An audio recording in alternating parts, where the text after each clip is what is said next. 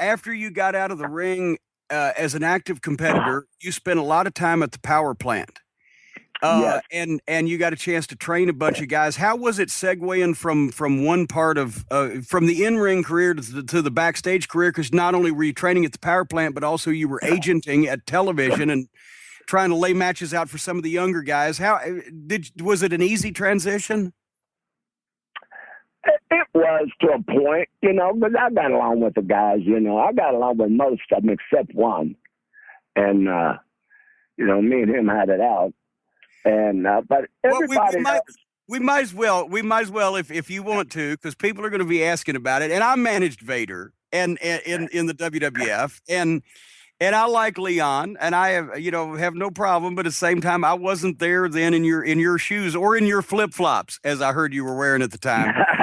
Yeah, What happened at the WCW Saturday night taping in Atlanta with you and Vader?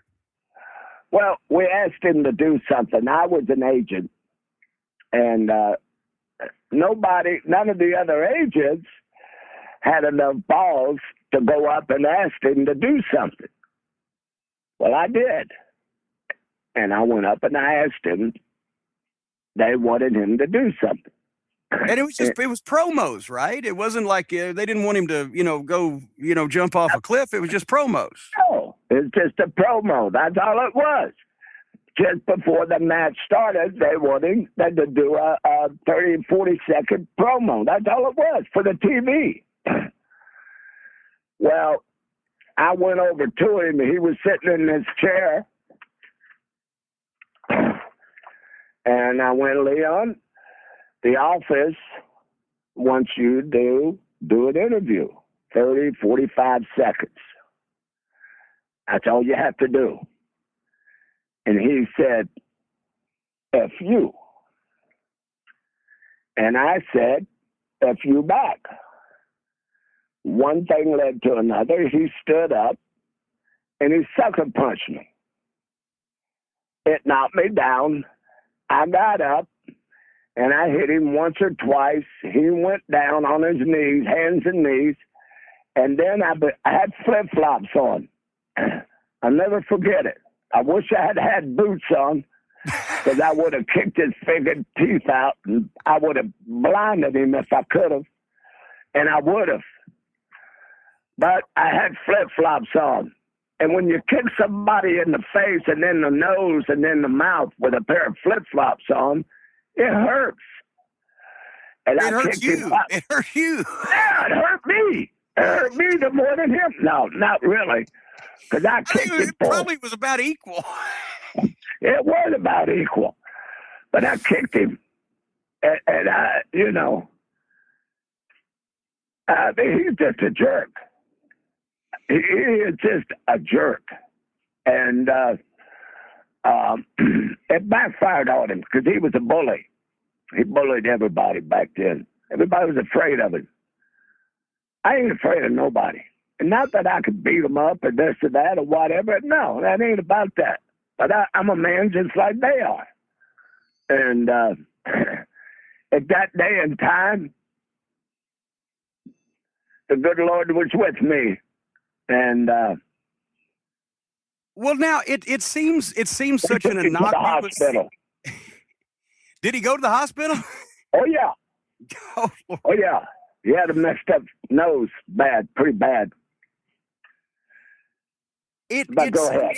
It seems like such an innocuous beginning to something like that. Hey, Leon, go do some promo. Was he under any stress that we don't know about? Were they fucking him around at the office, or was he just in that mood that day? I think he was. I don't know the full exactly. It might have been a setup. That somebody or the office or somebody set him up to do that to me, and it backfired on him. Or Leon, it just could have. Was known he was known to be grumpy with certain people, but I'm trying to figure out, would he be the only person, knowing your reputation, would he be the only person in your wrestling career that's ever stood up in the locker room and just said, fuck you to your face? I would have to think that'd be a short list. Yeah, I can't think of too many people like that.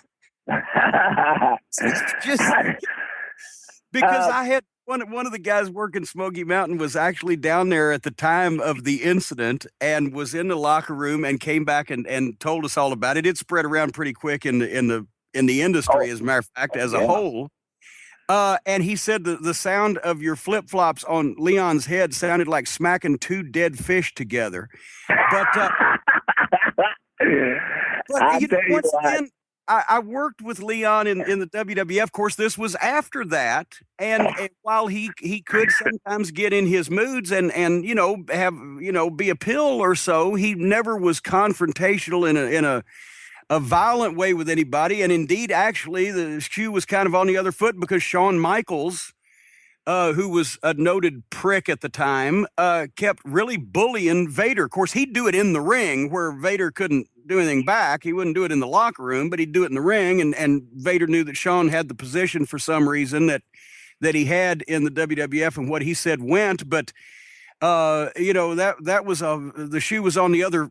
The flip-flop was on the other foot there, so to speak.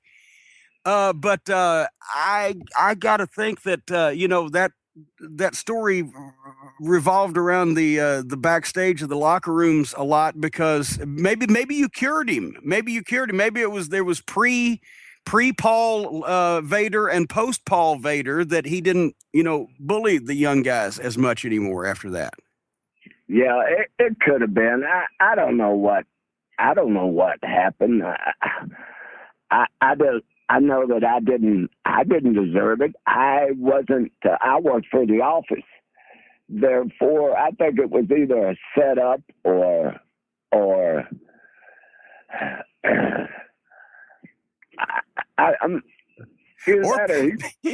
maybe just Leon had a bad day. Leon was just having a bad day, and it got worse. Yeah, exactly. To this day, I don't know that, but I got nothing against the guy. But if you're a bully, you're gonna sooner or later you're gonna mess with the wrong guy. You're gonna bully, and that's gonna backfire on you. And I happened so many times. It doesn't take a giant to beat a giant.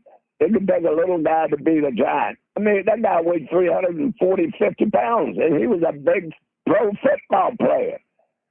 He got his ass beat. Fair and square.